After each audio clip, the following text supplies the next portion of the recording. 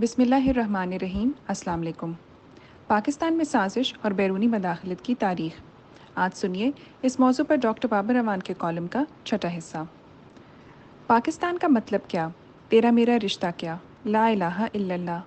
27 رمضان المبارک بمطابق 14 اگست عیسوی سال 1947 کے روز دنیا کے نقشے پر اسی نعرے کی تکمیل کے لیے ریاست پاکستان معرض ظہور میں آئی۔ 12 اپریل 1973 کے دن ملک میں لاگو ہونے والے آئین پاکستان کا پری ایمبل بھی یہی کہتا ہے۔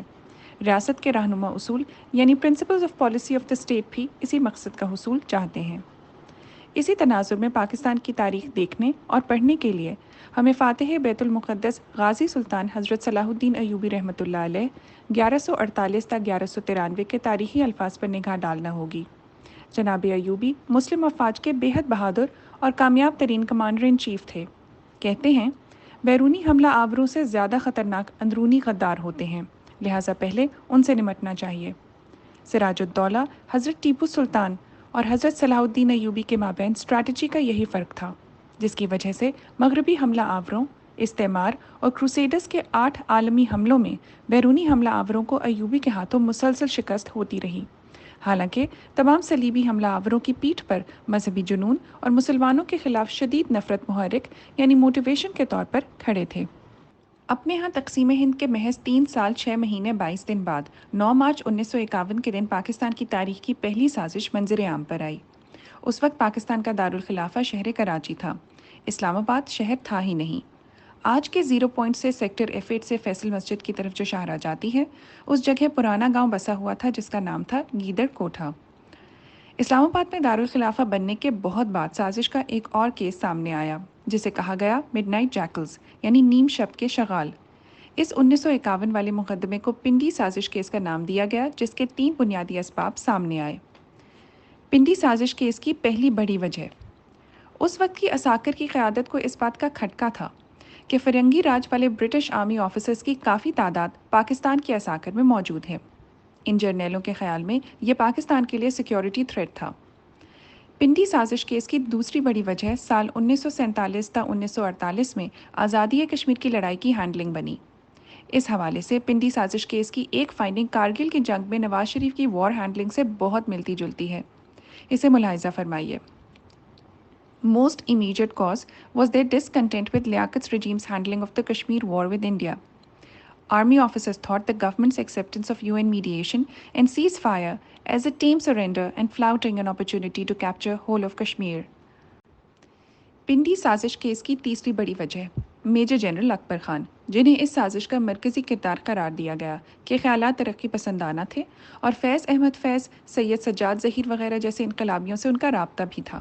چنانچہ کشمیر کی پہلی جنگ لیڈ کرنے والے جنرل طارق سمیت 15 ممتاز سویلین اور اعلیٰ فوجیوں کا ٹرائل ہوا، جس کے لیے خصوصی طور پر Rawalpindi conspiracy special tribunal act pass کیا گیا۔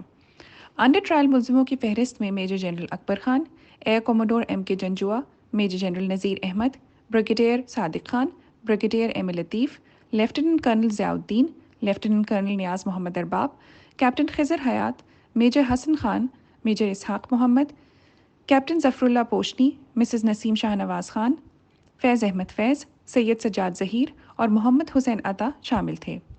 بڑے ملزموں کے وکیل مسلم بنگال سے آئے، جو کوئی اور نہیں حسین شہید سہروردی ایڈوکیٹ تھے۔ اسے تقدیر کا کھیل کہیے کہ سال 1957 میں حسین شہید سہروردی پرائم منسٹر آف پاکستان بن گئے، جس کے نتیجے میں اس کیس میں پکڑے جانے والوں کو لمبی قید سے ریپریو اور رہائی مل گئی۔ 15 لوگوں کی اس فہرست کے ایک کردار کے حوالے سے میری اپنی جیل یاترا کی کچھ یادیں ہیں، جن کا تعلق پنڈی جیل اور میرے کالج کے زمانے سے ہے۔ سال 1975 میں federal government college for boys کی اسٹوڈنٹس یونین کا منتخب صدر میں تھا۔ 1974 تا 1975 طلبہ تحریک زوروں پہ تھی۔ اس دوران گورڈن کالج اسٹوڈنٹس یونین کے صدر ناظم الدین ناظم، سابق صدر شیخ رشید احمد اور CB کالج کے صدر ملک فیاض سمیت پنڈی اسلام آباد کے جڑواں شہروں کی ساری طلبہ قیادت کو defence of Pakistan rules DPR کے تحت گرفتار کر کے پنڈی جیل میں بند کر دیا گیا۔ جیل کے مشرقی حصے میں سبزیوں کا باغ تھا، جہاں لمبی قید کاٹنے والوں سے مشقت کروائی جاتی۔ ذرا آگے پھانسی گھاٹ یعنی گیلوز کا علاقہ تھا۔ اسی جگہ ملک کے پہلے منتخب وزیر اعظم شہید ذوالفقار علی بھٹو کو مرڈر آف ٹرائل کے ذریعے قتل کے الزام میں جوڈیشل کلنگ کا نشانہ بنایا گیا۔ اس انتہائی متنازعہ فیصلے کو آج بھی نہ کوئی عدالت مانتی ہے نہ وکالت۔ دہی کے کنڈے سے ذرا چھوٹا برتن ہر طرح کی رفع حاجت کے لیے ایک کونے میں رکھا تھا، جسے 24 گھنٹے بعد اٹھایا جاتا۔ صبح کی چائے اور دن بھر کا پانی پینے کے لیے بڑے سائز کا آئینی مگا دیا گیا، جسے جیل کی زبان میں ڈلو کہتے ہیں۔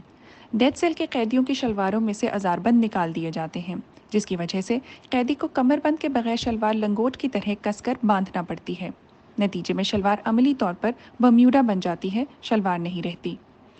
تب میں اسلام آباد کے اولین سیکٹر G6 کا رہائشی تھا، جو آج کے اسلام آباد ہوٹل اور اپارا تھانے کے عین سامنے 7 گلیوں کے پرائیویٹ گھروں اور سرکاری کوارٹروں پر مشتمل ہوتا تھا۔